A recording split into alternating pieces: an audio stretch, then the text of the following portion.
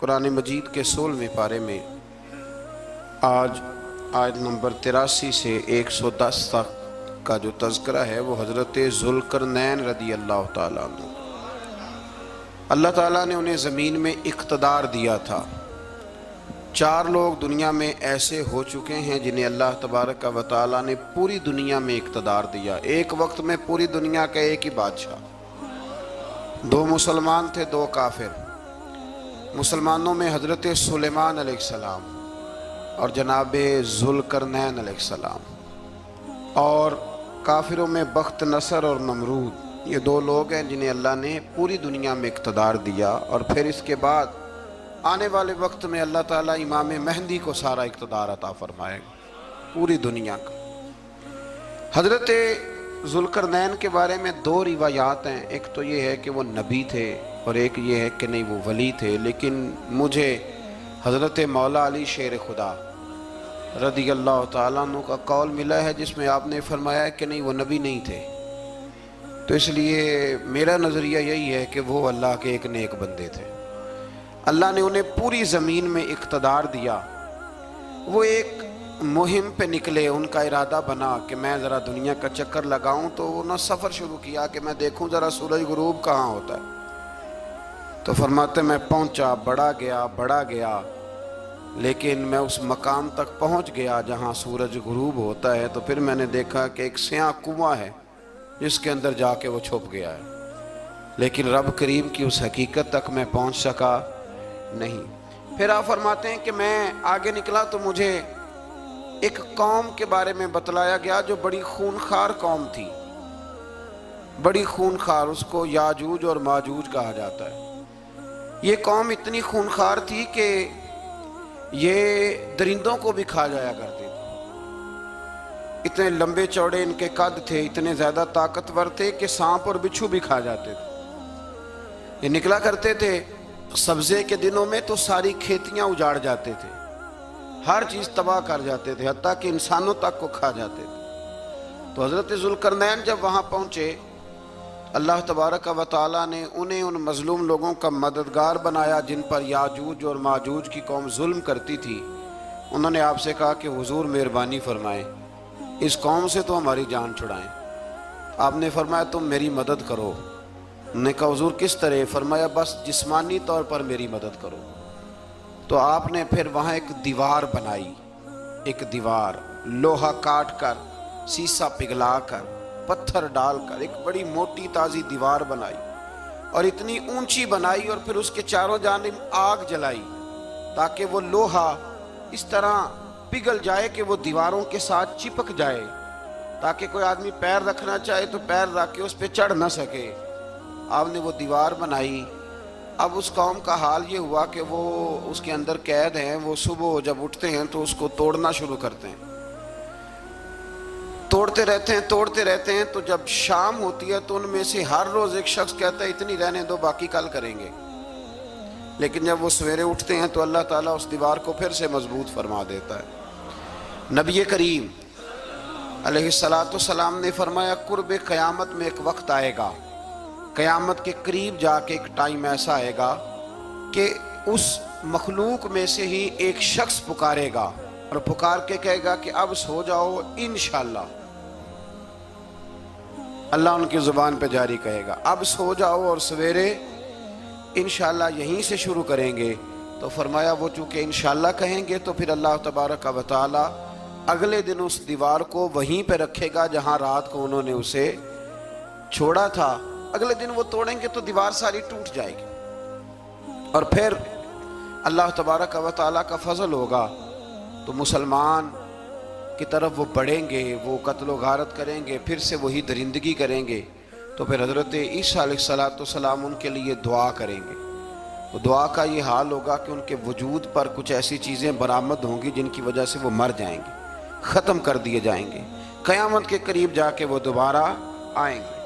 اس کے بعد پھر اللہ تبارک و تعالیٰ نے سورہ کہف کی آخری آیات میں 7 سمندر اور ان جیسے اور بھی آ جائیں، فرمایا 7 سمندر ہوں اور ان جیسے اور بھی آ جائیں، اور مل کر وہ روشنائی بن جائیں تو میرے رب کے کلمات ختم ہونے سے پہلے سمندر ختم ہو جائیں گے، اور آخری آیت میں اللہ تعالیٰ نے فرمایا کہ اے رسول صلی اللہ تعالی علیہ وسلم آپ کہہ دیجئے کہ میں تمہاری طرح ہی ایک بشر ہوں، انا بشر مثلکم، میں بھی تمہاری طرح ایک۔ اب مثلکم کا بہت سارے لوگوں نے ترجمہ اپنی طرح کا کر لیا ہے، حالانکہ حضور صلی اللہ تعالی علیہ وسلم نے فرمایا کہ بشر ہونے میں میں تمہاری طرح ہوں، رسول ہونے میں تمہاری طرح نہیں، اللہ کا حبیب ہونے میں تمہاری طرح۔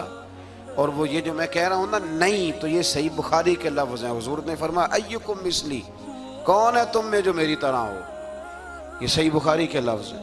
اللہ تبارک و تعالی سمجھنے کی توفیق عطا فرمائے۔ پھر اس سے آگے سورہ مریم شروع ہوتی ہے۔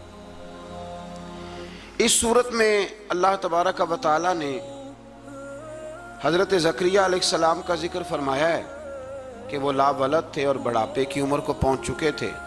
انہوں نے اللہ تعالیٰ سے اولاد کی دعا کی جو ان کا اور آل یعقوب کا وارث ہو، تو اللہ تعالیٰ نے انہیں بیٹے کی بشارت عطا فرمائی جس کا نام انہوں نے یحییٰ رکھا، بلکہ یہ نام انہوں نے پہلے سے رکھ لیا تھا، یہ یحییٰ نام انہوں نے پہلے سے رکھ لیا تھا۔ مجھے اب لوگ کس سینس میں مسئلہ پوچھتے ہیں یہ نہیں مجھے بتا، لیکن مجھ سے ایک دوست نے کچھ دن پہلے پوچھا کہ پیدائش سے پہلے بچے کا نام رکھنا جائز ہے، تو میں نے انہیں کہا کہ ہاں، آپ سورہ مریم پڑھیں گے تو آپ کو اندازہ ہوگا کہ حضرت زکریا نے بیٹے کا نام پہلے ہی رکھ دیا تھا، کیونکہ انہیں یقین کامل تھا کہ رب کریم مجھے بیٹا ہی عطا فرمائے گا۔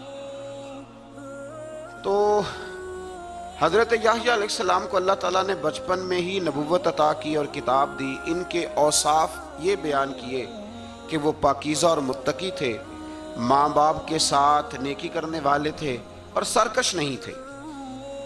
ان پر سلام ہو جب وہ پیدا ہوئے، اور ان پر سلام ہو جب ان کی وفات ہوئی، اور قیامت کے دن جب انہیں اٹھایا جائے گا۔ اس سے معلوم ہوا کہ نبی کریم علیہ السلام پر یا کسی بھی نبی پر سلام بھیجنا اور اس دن پر سلام بھیجنا جس دن اللہ تعالیٰ نے انہیں پیدا فرمایا ہے، یہ قرآن مجید سے ثابت ہے۔ یعنی آپ یہ کہہ سکتے ہیں کہ جس سہانی گھڑی چمکا طیبہ کا چاند، اس دل افروز ساعت پہ، دل افروز ساعت پہ، تو یہ عین قرآن مجید ہے کہ جس دن وہ پیدا ہوئے اس دن ان پر سلام۔ اللہ تعالیٰ سمجھنے کی توفیق عطا فرمائے۔ پھر اس سے آگے چل کر حضرت مریم سلام اللہ علیہا کا ذکر ہے کہ ان کے پاس فرشتہ آیا۔ ہم تیسرے پارے میں بھی ان کا ذکر پڑھ آئے، پھر ایک آدھ اور جگہ پہ بھی اشارتاً کنایتاً ان کا تذکر آیا کہ ان کے پاس فرشتہ انسانی شکل میں آیا، اور فرشتے نے آ کے کہا کہ میں آپ کو بیٹے کی بشارت دینے آیا ہوں۔ کہنے لگی میرے پاس کیسے بیٹا آئے گا، مجھے تو کسی مرد نے چھوا ہی نہیں۔ تو فرمایا رب ایسے ہی کرتا ہے جب وہ کسی کام کا ارادہ فرما لیتا ہے۔ تو حضرت مریم کے ہاں اللہ تبارک و تعالیٰ نے حضرت عیسیٰ علیہ السلام کی ولادت فرمائی۔ حضرت عیسیٰ بغیر باپ کے پیدا ہوئے، اور حضرت آدم علیہ السلام غیر ماں باپ کے پیدا ہوئے، تو یہ اللہ کی قدرت کی نشانی ہے۔ اب حضرت عیسیٰ علیہ السلام کی جب ولادت ہوئی تو یہ آپ کا معجزہ اور حضرت مریم کی کرامت سامنے آئی کہ آپ ایک خشک کھجور کے نیچے بیٹھی تو اللہ تعالیٰ نے اسے سرسبز و شاداب کر دیا، اور آپ اس کو ہلاتی تھی تو وہ کھجوریں گرتی تھی۔ بڑی پریشان تھی آپ کے قوم کے سامنے کیا منہ لے کے جاؤں گی، لوگ کیا کہیں گے۔ لوگوں کے لیے الزام لگانا، پروپیگنڈا کرنا بڑا ہی آسان کام ہے۔ دو ہی تو کام دنیا میں آسان ہے، ایک بدگمانی کرنا اور ایک غیبت کرنا، اور اتنا مزیدار کام ہے کہ آپ ساری دیہڑی کرائیں۔ کوئی بندہ تھکنے کو تیار، معاذ اللہ ثم معاذ اللہ، سارا دن۔ اور اگر آپ کہیں کہ اللہ کا ذکر کرو، تسبیح لے لو، صرف 500 دفعہ درود شریف پڑھ لو، تو پھر کیا بنے گا؟ کام یاد آ جائے گا، بہت سارے لوگوں نکل لیں گے۔ کبھی کبھی کچھ چیزیں بڑی یاد رہ جاتی ہیں۔ ایک شاعر نے ایک شعر کہا تھا، میری تھوڑی سی شعری ذوق ہے تو مجھے دلچسپی ہے، رہ جاتی ہیں کچھ باتیں ذہن میں۔ ایک دفعہ ہمارے ایک دوست کے بارے میں کچھ پراپوگنڈا ہونے لگا، تو میں نے انہیں ایک شعر لکھ کے بھیجا، مجھے یاد تھا۔ میں نے ایک شعر لکھا، کسی شاعر نے کہا تھا کہ مخلوق تو فنکار ہے اس درجہ کے پل بھر میں، سنگے در کعبہ سے بھی اصنام تراشے۔ کعبے کے اندر سے مٹی لے کے لوگ بت بنا لیتے ہیں اور اللہ کا شریک بناتے ہیں۔ تو کہنے لگا شاعر کہ مخلوق تو فنکار ہے اس درجہ کے پل بھر میں، سنگے در کعبہ سے بھی اصنام تراشے۔ تم کون ہو، کیا چیز ہے داغ کبابی، لوگوں نے تو مریم پہ بھی الزام تراشے۔ لوگ تو منٹ لگاتے ہیں، وہ جو رہی مسجد میں، پلی مسجد میں، لوگوں نے الزام لگانے کا وقت آیا تو الزام لگا دیا، سید عائشہ صدیقہ پہ لگا دیا، صدیق کی بیٹی اور صدیقہ۔ آپ سوچ سکتے ہیں کہ لوگ کہاں تک جاتے ہیں اور باتیں کہاں تک پہنچتی ہیں۔ تو یہ میرے رب کریم کا فضل اور کرم ہے کہ جناب مریم کی برات کا اعلان بھی قرآن نے کیا اور حضرت عائشہ صدیقہ کی برات کا اعلان بھی قرآن پاک نے فرمایا، یہ بھی قرآن مجید نے فرمایا ہے۔ اور کل پرسوں بھی بات ہو رہی تھی حضرت یوسف علیہ السلام کی، تو الزام تو لگتے رہتے ہیں۔ تو میں نے اس دن بھی سوال کیا تھا، پھر دہراتا ہوں کہ غلطی کیا تھی حضرت یوسف کی؟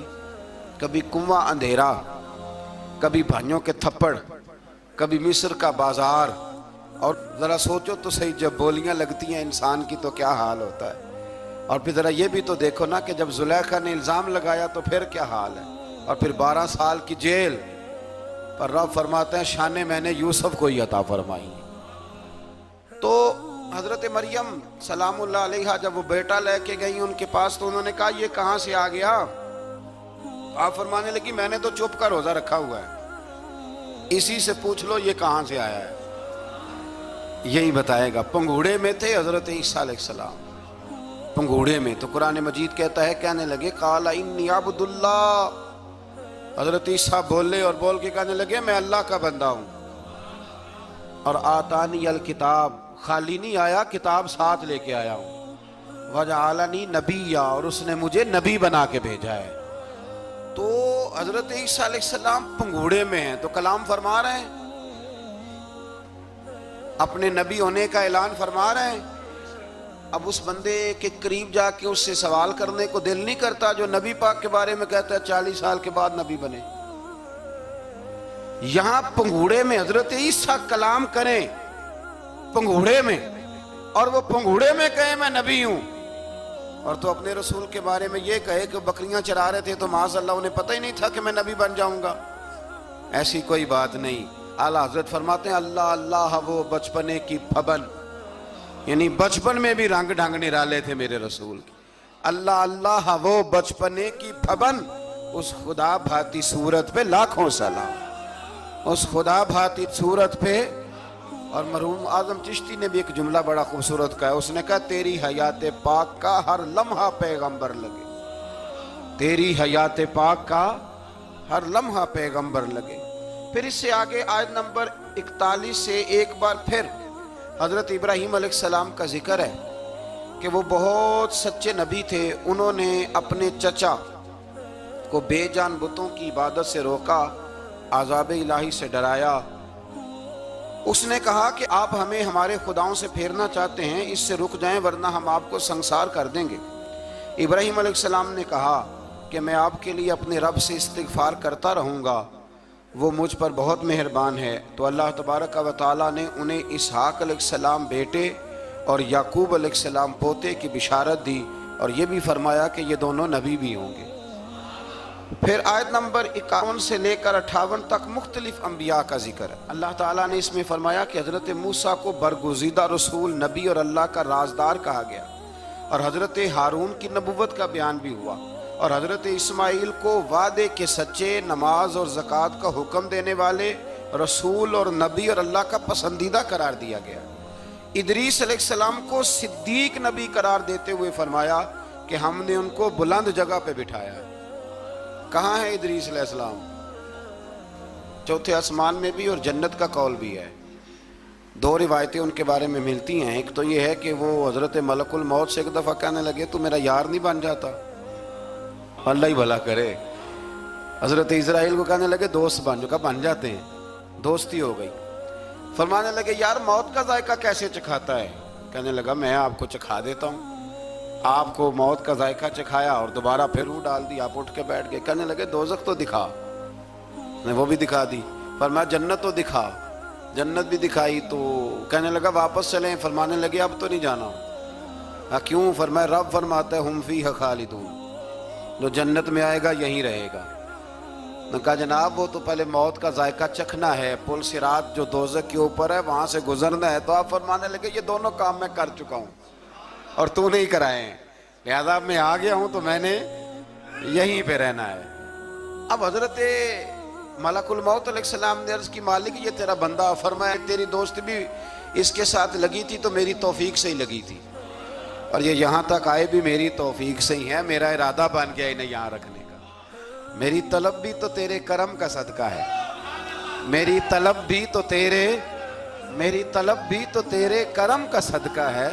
ये पाँव उठते नहीं बल्कि ये उठाए जाते हैं, तो ये भी तो उसका करम होता है ना कि वो किस तरह करके किसी को नवाजता है। आयत नंबर 59 में अल्लाह ताला के फर्मा बरदार और सरकश बंदों के अहवाल और जो उनके आखिरत में अहवाल होंगे उनका जिक्र किया गया है। आयत नंबर 66 में बताया गया है कि मुनकरीन आखिरत हयात बादुल मौत के बारे में हमेशा शक में मुब्तला रहे। इन्हें यकीन होना चाहिए कि मरने के बाद दोबारा वही खालिक जिंदा करेगा जिसने पहली बार बगैर किसी नामो निशान के पैदा। आयत नंबर 76 में बताया कि जो लोग गुमराही में मुब्तला हैं इनके इब्तिला में इजाफे के लिए मोहलत की मुद्दत बढ़ा दी जाती है, और जो हिदायत याफ्ता हैं इनको मज़ीद इस्तकामत नसीब होती है।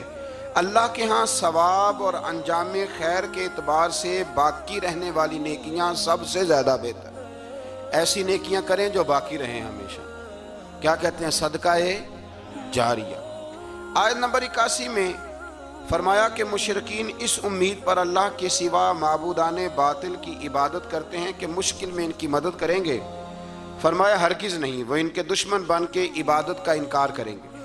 आयत नंबर 88 में बताया कि कुफार ने अल्लाह की तरफ औलाद की निस्बत करके निहायत सख्त बात की। ये तो इतना संगीन जुर्म है कि इससे आसमान फट पड़े, ज़मीन शक हो जाए और पहाड़ रेजा रेजा हो जाएं। मजीद फरमाया कि आसमान और ज़मीन में जो कोई भी है सब अल्लाह के हुजूर बंदे बन के हाजिर होंगे। आयत नंबर 97 में फरमाया जो लोग ईमान लाए और नेक काम किए अनकरीब रहमान लोगों के दिलों में उनकी मोहब्बत पैदा फरमा दे। ये जो शिर्क वाला मामला है ना, ये बड़ा सादा सा है। कुछ लोग आज नए फ़लसफ़ी उठे हैं तो वो कुछ अजीबो गरीब सी बातें दहरियों जैसी करने लगे हैं, और बाज़ मज़ामीन हम देखते हैं ताज़े जो छपते हैं उनके अंदर भी वो इशारतन किनायतन मज़हब की बुनियाद पर तकसीम नहीं होनी चाहिए, इंसान बहसियत इंसान काबिल तकरीम है। तो एक बात समझ लें कि जो मकान की रजिस्ट्री आपके नाम है अगर कोई और दावा करे उसका तो आपको बर्दाश्त है? ये हो नहीं ना सकता मियाँ। मुल्क में वज़ीर कई हो सकते हैं पर वज़ीर आज़म एक होता है, इसको समझ लें। तो जब अल्लाह की तौहीद में को किसी को शरीक ठहराता है तो बहुत बड़ा जुर्म करता है, वो बहुत बड़ा जुर्म करता है। यूँ समझ लें कि जैसे आपकी 5 मरले की ज़मीन पे कोई आके कब्जा करे उसे मार देने को दिल करता है। इसलिए ये सारी ज़मीन रब करीम की है, आसमानों ज़मीन का खालिक और मालिक। तो शिर्क नापसंदीदा बात, नापसंदीदा। सूरह ताहा शुरू होती है। इस सूरह ताहा में नबी पाक सल्लल्लाहु ताला अलैहि वसल्लम को रब करीम ने फरमाया कि महबूब कुरान इसलिए नाजिल नहीं किया था कि आप मुशक्क़त में पड़ जाए। नबी करीम लंबी लंबी नमाजें पढ़ते थे, लंबी लंबी। तो कुरान मजीद ने कहा ताहा मा अनज़लना अलैकल कुरान लितश्क़ा, महबूब कुरान इसलिए नाजिल नहीं किया कि आप मुशक्क़त में पड़ जाए। हुजूर लोगों को बड़ी जद्दोजहद के साथ दीन की तरफ बुलाते थे, तो कहा महबूब कुरान इसलिए नाजिल नहीं किया था कि आप मुशक्क़त में पड़ जाएं। आप तो मुशक्क़त करने लग गए। वो या रब अपने महबूब को कह रहा है, जैसे सूरह मुज़म्मिल में बात हुई ना कि महबूब थोड़ा आराम भी फरमा लिया कर, महबूब थोड़ा आराम भी फरमाए। फिर फरमाया कि ये कुरान नसीहत के लिए नाजिल हुआ है और अल्लाह ज़ाहिर और बातिन सब को जानता है और वह वहदहु ला शरीक है और सारे अच्छे नाम उसी के। आयत नंबर 10 में फरमाया कि मदियन से वापसी के सफ़र के दौरान मूसा अलैहिस्सलाम इस वाक़े का बयान किया कि वो अपनी जगह पर रुके हुए थे, तो वहीं उन्हें गैब से निदा आई कि मूसा मैं आपका रब हूँ, आप वादी मुक़द्दस में हैं तो अदबन अपने जूते उतार दीजिए, मैंने आपको चुन लिया है, मेरे पैगामे वही को तवज्जो से सुनिए, मैं अल्लाह वहदहु ला शरीक हूँ, मेरी बंदगी कीजिए, मेरी याद के लिए नमाज कायम कीजिए, क़यामत आने वाली है उसी की तरफ आप तवज्जो फरमाइए। इसी मौके पर आपको जो मोजज़ात अता किए गए उनका भी जिक्र है, और वो हम पीछे बहुत सारी जगहों पे उसका जिक्र कर आए कि अल्लाह ताला ने उनको एक ऐसा आसा अता फरमाया था कि वो एक दम में ही बहुत बड़ा अज़दहा बन जाया करता था। اور پھر حضرت سیدنا موسیٰ علیہ السلام اپنا ہاتھ گریبان میں ڈال کے نکالتے تھے تو آفتاب کی طرح روشن ہو جاتا ہے۔ اقبال کہتے ہیں ید بیضا لیے بیٹھے ہیں اپنی آستینوں، ید بیضا لیے، چمکتے ہوئے ہاتھ ہیں ان کے، تو یہ اپنی آستینوں میں چھپا کے بیٹھے ہیں۔ پر اقبال نے یہ ولیوں کے لیے کہا ہے، نہ پوچھ ان خرقہ پوشوں کی، ارادت ہو تو دیکھ ان کو، ارادت ہو تو محبت کے ساتھ دیکھ، تنقید کے ساتھ تو پتہ ہے پھر بندے کو کوئی شے نہیں ملتی، آنکھیں گونگ ہو جاتی۔ ارادت ہو تو دیکھ ان کو، ید بیضا لیے بیٹھے ہیں اپنی آستینوں میں۔ پھر اللہ تعالیٰ نے نا حضرت موسیٰ علیہ السلام کو حکم دیا تھا کہ فرعون کو دعوت دیں، تو حضرت موسیٰ نے دعا مانگی جو آیت نمبر 25 اور 28 میں موجود ہے، رب اشرح لی صدری ویسر لی امری واحلل عقدۃ من لسانی یفقہوا قولی، اے میرے رب میرے لیے میرا سینہ کھول دے، میرے لیے میرا کام آسان کر دے، میری زبان کی گرہ کھول دے تاکہ وہ لوگ میری بات کو سمجھ سکیں۔ یہ آپ نے دعا فرمائی، اور آگے جا کے مزید آپ نے التجا کی کہ میرے خاندان میں سے میرے بھائی ہارون کو اس مشن میں میرا وزیر بنا دے تاکہ مجھے تقویت ملے، اور اسے میرا شریک کار بنا دیجیے۔ اللہ تعالیٰ نے ان کی اس دعا کو قبول فرما لیا۔ آیت نمبر 38 سے حضرت موسیٰ علیہ السلام کی پیدائش کا ذکر ہوتا ہے، اور یہ تقریباً آیت نمبر 76 تک چلتا ہے۔ واقعہ آپ نے پہلے بھی سنا ہوا ہے، اپنے لفظوں میں بھی عرض کیے دیتا ہوں۔ فرعون کو اس نے وہ خواب دیکھ لیا تھا کہ ایک ستارہ اٹھے گا اور پھر وہ گرے گا تو میری ساری سلطنت کو تباہ کر دے گا۔ نجومیوں سے اس نے پوچھ لیا، اس نے کہا کہ ایک بچہ پیدا ہوگا جو تیری سلطنت کو تباہ کرے گا۔ چاہیے تو یہ تھا کہ وہ توبہ کرتا، لیکن اس نے کیا کیا کہ اس نے بچوں کو قتل کرانا شروع کیا۔ یذبحون ابناءکم، ذبح کرا دیتا تھا تمہارے بیٹوں، اور بچیوں کو وہ زندہ رکھتا تھا۔ اللہ تبارک و تعالیٰ کی قدرت دیکھیے، رب بڑا ہی کریم ہے۔ آپ یقین کریں مولا کے دینے کے انوکھے ہی انداز ہیں۔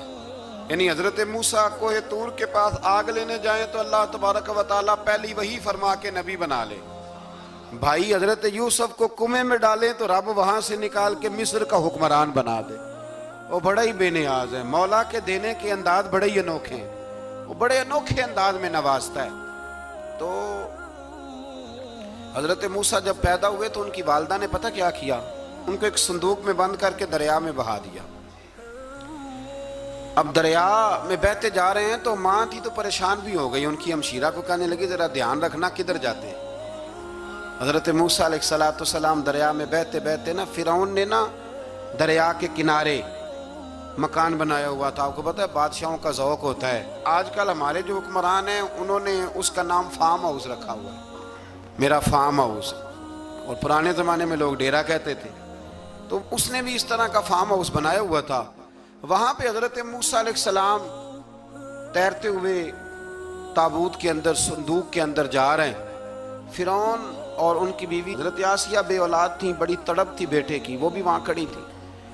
صندوق تیرتا ہوا آیا تو فرعون نے کہا کہ جاؤ پکڑ کے لاؤ دیکھو کیا ہے۔ جب وہ لے کے آئے نا تو آپ کی ہمشیرہ جو نگرانی کر رہی تھی پریشان ہو گئی کہ یہ تو اس کے ہاتھ لگ گئے، یہ تو اب مار ڈالے گا۔ لیکن جب خوبصورت اور چمکتا ہوا بچہ دیکھا تو بی بی آسیہ کہنے لگی یہ بنی اسرائیل کا ہے ہی نہیں، یہ تو پتہ نہیں کہاں سے بہتا ہوا یہاں آ گیا ہے، تم ایسے ہی چھوڑ، یہ پتہ نہیں کہاں سے آیا، رکھ نہ لیں، رکھ نہ لیں۔ تو حضرت موسیٰ علیہ السلام وہ کہنے لگا نہیں انہی کے ہیں، موسیٰ علیہ السلام اسی کے ہیں۔ تو آسیہ کہنے لگی تیرے تو سر پہ نا بس بھوت ہی سوار ہو گیا، ہر وقت وہی لوگ تجھے یاد رہتے ہیں، پتہ نہیں کہاں سے بہ کے آیا۔ اب رکھ لیا، مان گیا فرعون۔ آپ فرعون کے گھر میں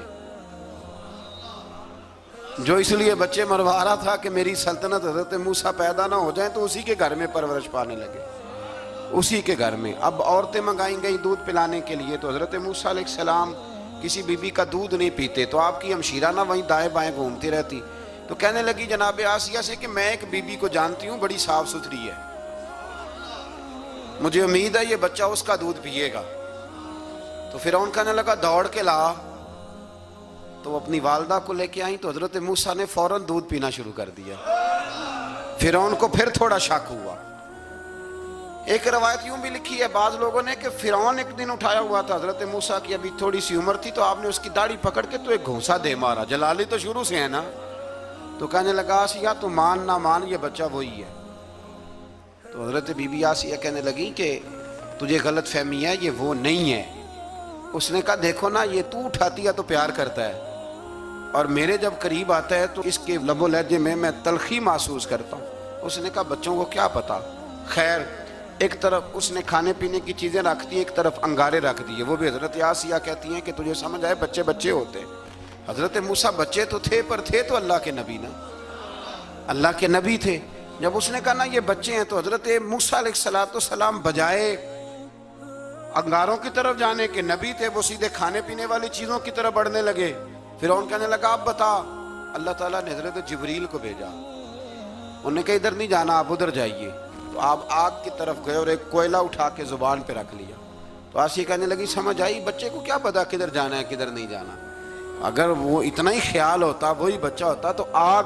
اور بعض مفسرین نے لکھا ہے یہ جو حضرت موسیٰ دعا مانگتے تھے نا رب اشرح لی صدری ویسر لی امری، یہ وہ آگ کا انگارہ جب کوئلہ منہ میں رکھا تھا نا تو اس کی وجہ سے زبان میں کچھ لکنت آ گئی، تو آپ دعا کرتے تھے کہ یا اللہ میری زبان کی وہ بند گرا کھول دے تاکہ میں کھل کے فرعون کے سامنے بات کر سکوں۔ وہیں حضرت موسیٰ پلنے لگے، وہیں پلے، وہیں جوان ہوئے، وہیں اللہ نے ساری دولتیں دی، بہن بھی ملی، ماں بھی ملی، اور سارے عزیزوں کا پیار بھی ملا۔ اسی گھر کے اندر اللہ نے پرورش کر کے فرعون کے ظلم سے بنی اسرائیل کو نجات عطا فرمائی۔ آج نمبر 77 سے موسیٰ علیہ السلام کو حکم ہوا کہ راتوں رات بنی اسرائیل کو لے کے نکل جائیں۔ انہیں اللہ کی طرف سے یقین دلایا گیا کہ ان کے لیے سمندر میں خشک راستہ نکال لیا جائے گا۔ فرعون نے ان کا تعاقب کیا اور سمندر میں غرق کر دیے گئے۔ اس مقام پر اللہ تعالیٰ نے بنی اسرائیل پر اپنے احسانات کا ایک بار پھر ذکر فرمایا۔ حضرت سعد بن ابی وقاص رضی اللہ تعالیٰ عنہ بھی ایک دن جہاد کے لیے نکلے تو رستے میں سمندر آ گیا۔ حضرت موسیٰ کی قوم کو نا سمندر نے رستہ دیا تھا، تو جناب سعد بن ابی وقاص سمندر کے کنارے کھڑے ہو کے اب وہ لوگ پوچھنے لگے حضور کیا کرنا ہے؟ فرمایا کرنا کیا ہے، ابھی دیکھیں کیا ہوتا ہے۔ تو فرمانے لگے وہ سمندر و دریا، اگر تو حضرت موسیٰ کی نافرمان قوم کو رستہ دیتا ہے تو ہم تو رسول اللہ کے فرما بردار غلام ہیں، ہمیں بھی رستہ دے۔ تو 12 رستے بن گئے دریا میں سے۔ جناب سعد بن ابی وقاص لشکر لے کے گزر گئے، باہر گئے تو ایک دفعہ پھر صحابہ کو یقین دلایا، فرمایا کسی کی کوئی چیز تو نہیں رہ گئی دریا میں؟ دشت تو دشت ہیں دریا بھی نہ چھوڑے ہم، بحر ظلمات میں دوڑا دیے۔ اب میں کیا کروں، علامہ اقبال نے ہر جگہ کلام لکھا ہے، ہر جگہ۔ یہ آپ کو پتہ نا، ایک صاحب مجھے بھی سمجھا رہے تھے، میں نے جمعہ میں بھی وضاحت کی، کہنے لگے آپ اقبال کی بڑی تعریفیں کرتے ہیں۔ میں نے کہا مجبوری ہے، وہ کام ہی تعریفوں والے کرتے ہیں تو ہو جاتی ہیں، کیا کیا جائے، آمدام برسر مطلب۔ تو حضرت سعد بن ابی وقاص نے پوچھا کچھ رہ تو نہیں گیا؟ کہا جناب پیالہ رہ گیا میرا مٹی کا دریا میں۔ تو حضرت سعد بن ابی وقاص کہنے لگے کوئی مسئلہ نہیں، ہم رسول اللہ کے غلام ہیں، اور اس پر بڑی دلائل ہیں، وقت نہیں ہے آگے بڑھنا ہے۔ فرمایا او دریا، او ہمارا پیالہ تو واپس کر دے۔ تو ایک لہر آئی تو پیالہ بھی کنارے پہ پھینک گئی۔ تو اللہ تعالیٰ نے حضرت موسیٰ علیہ السلام کو کی قوم کو وہاں سے نجات دی۔ آیت نمبر 85 سے سامری کا ذکر ہے۔ سامری ایک جادوگر تھا۔ جب حضرت موسیٰ علیہ السلام تشریف لے گئے نا کوہ طور پہ، تو اس نے نا سونے کا ایک بچڑا بنا دیا تھا، اور اس کے منہ میں ایسی تاریں اس نے لگائی تھیں کہ جب ہوا چلتی تھی تو وہ تاریں بجتی تھیں، مفسرین نے لکھا ہے۔ تو بنی اسرائیل والوں کو یہ کہتا تھا دیکھو یہ بولتا ہے، تو بڑے کمزور ایمان کے لوگ تھے، اس طرف متوجہ ہو گئے، اس طرف متوجہ ہو گئے۔ حضرت موسیٰ علیہ السلام واپس آئے تو انہوں نے پوچھا کہ یہ ماجرا کیا ہے؟ تو اس نے کہا کہ میں نے نا حضرت جبریل علیہ السلام کا گھوڑا جب چل رہا تھا تو ان کے پاؤں سے جو مٹی لگ رہی تھی وہ مٹی میں نے تھوڑی اٹھا لی تھی، اور وہ میں نے اس کے منہ میں رکھی ہے، جس کی وجہ سے اس کے منہ سے آواز ہے۔ وہ مٹی کب اٹھائی تھی وہ بھی لکھا ہے مفسرین نے کہ حضرت موسیٰ علیہ السلام نے جب کہا نا بنی اسرائیل والوں کو کہ گھوڑے ڈالو اندر، حالانکہ رستے بن بھی گئے تھے، پھر بھی کہنے لگے ایسا نہ ہو کہ اندر جائیں تو پانی پھر آ جائے، تو یہ جاتے نہیں تھے، ڈرتے تھے، کمزور ایمان کے لوگ تھے نا۔ اصل مسئلہ نا اندر کا ہے۔ آپ یقین کریں یہ بڑی باکمال بات ہے، میں تو اس نتیجے پہ پہنچا ہوں تھوڑی سی زندگی گزار کے کہ یقین اگر مضبوط ہو نا تو انسان کی زندگی کا ہر کٹھن رستہ آسان ہو جاتا ہے۔ لیکن جن لوگوں کے اندر مسائل بہت زیادہ ہوتے ہیں ان کے لیے بیرونی کوئی کام کرنا بھی بڑا ہی مشکل ہوتا ہے۔ تو یہ لوگ کہنے لگے کیسے اندر جائیں گے تو پھر نہ پانی مل جائے، تو حضرت جبریل امین آئے گھوڑی پہ بیٹھے ہوئے، انہوں نے آگے آگے گھوڑی دوڑائی، تو آگے گھوڑی دوڑی تو ان کے گھوڑے خود بخود پیچھے دوڑ پڑے۔ حضرت سیدنا جبریل کی گھوڑی جہاں پیر رکھتی تھی وہاں سے سبزہ اگتا تھا، سامری جادوگر تھا، حیرت انگیز چیزوں کو جمع کر لیتا تھا، اس نے وہ جمع کر کے رکھ لی اور بچڑا بنا دیا۔ تو حضرت موسیٰ علیہ السلام نے جب اس سے پوچھا تو اس نے یہ بات بتائی اور کہنے لگا یہ تدبیر مجھے میرے نفس نے سجائی تھی۔ حضرت موسیٰ نے اس سے کہا تو یہاں سے چلا جا، زندگی میں تیرے لیے وحشت کی سزا ہے اور تیری سزا کا وقت آخرت میں مقرر ہے۔ اس کے بعد والی آیات میں اللہ تعالیٰ کی وحدانیت، کتاب اللہ کی حقانیت اور اس سے روح گردانی کرنے والوں کے لیے عذاب آخرت کا بیان ہے۔ وحشت کا بھی عذاب ہوتا ہے کچھ لوگوں کو وحشت کا عذاب یہ ہوتا ہے، یعنی انسان ہر وقت خوف زدہ رہے۔ آیات بتاتی ہیں کہ اس پر کون سا عذاب ہے، اس پر ایک وحشت طاری رہے۔ اللہ سے دعا مانگیں اللہ تبارک و تعالی ان ساری آزمائشوں سے ہمیں محفوظ فرمائے۔ اسی تسلسل میں پھر قیامت اور سور پھونکے جانے کا ذکر ہے۔ آیت نمبر 105 سے فرمایا کہ لوگ آپ سے پہاڑوں کے متعلق سوال کرتے ہیں، آپ ان سے کہہ دیجئے میرا رب انہیں ریزہ ریزہ کر دے گا اور پوری زمین ہموار میدان کی طرح ہو جائے گی۔ آیت نمبر 109 میں قیامت کی ہولناکیوں کا ذکر ہوا اور فرمایا آج اللہ کی بارگاہ میں کسی کو مجال شفاعت نہیں ہوگی سوائے اس کے جسے وہ اذن شفاعت عطا کرے اور جس کے قول سے وہ راضی ہو۔ آیت نمبر 110 سے اکڑی گردنوں کے حی و قیوم کے سامنے جھکنے، ظالموں کے نامراد ہونے اور مومنین صالحین کے کامیاب ہونے کا ذکر ہے۔ آیت نمبر 114 میں علم میں اضافے کی تعلیم کے لیے دعا ارشاد فرمائی گئی ہے جو بڑی معروف ہے، رب زدنی علما۔ آیت نمبر 115 سے اس بات کا ذکر ہے کہ آدم علیہ السلام جو جنت میں درخت کے قریب چلے گئے تو یہ ان کی بھول اور اجتہادی خطا تھی، اللہ نے خود وضاحت فرما دی، اور انہوں نے قصداً اللہ کے حکم کی نافرمانی نہیں کی۔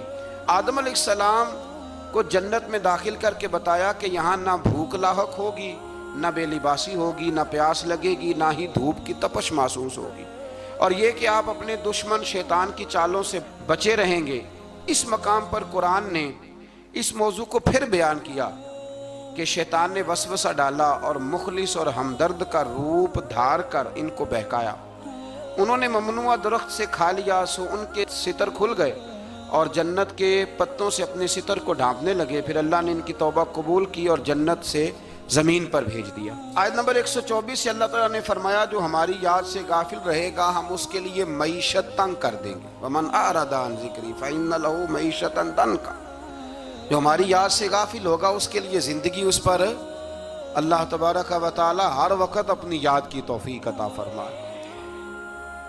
آیت نمبر 130 سے اللہ تعالیٰ نے ارشاد فرمایا ان کی باتوں پر صبر کیجئے، سورج کے طلوع اور غروب ہونے سے پہلے اپنے رب کی حمد کے ساتھ تسبیح پڑھتے رہیے، اور رات کے بعض اوقات میں اور دن کے حصوں میں بھی تسبیح پڑھتے رہیے تاکہ آپ کا رب راضی ہو جائے اور آپ بھی راضی ہو جائیں۔ مزید فرمایا کہ اپنے اہل خانہ کو نماز کا حکم دیں اور خود بھی نماز پر قائم رہیں، اور نیک انجام صرف تقوی پر کاربند لوگوں کے لیے۔ کفار قریش کے عذاب کے مطالبے کے جواب میں فرمایا کہ ان سے پہلے لوگوں کو اللہ نے ہلاک کر دیا تھا اور عذاب کا وقت مقرر ہے، اگر ہم رسول بھیجنے سے پہلے ہلاک کرتے تو یہ لوگ کہتے کہ ہمارے پاس عذاب سے پہلے رسول کیوں نہیں بھیجا، ہمیں کوئی سمجھا لیتا، ہم نہ یہ کام کرتے۔ اور فرمایا انتظار کرو تم ان قریب جان لوگے سیدھے راستے والے اور ہدایت یافتہ لوگ کون ہیں۔ یہ 16ویں پارے کے کچھ مندرجات تھے جو میں نے آپ کی خدمت میں عرض کی ہے، اللہ سمجھنے کی توفیق عطا فرمائے۔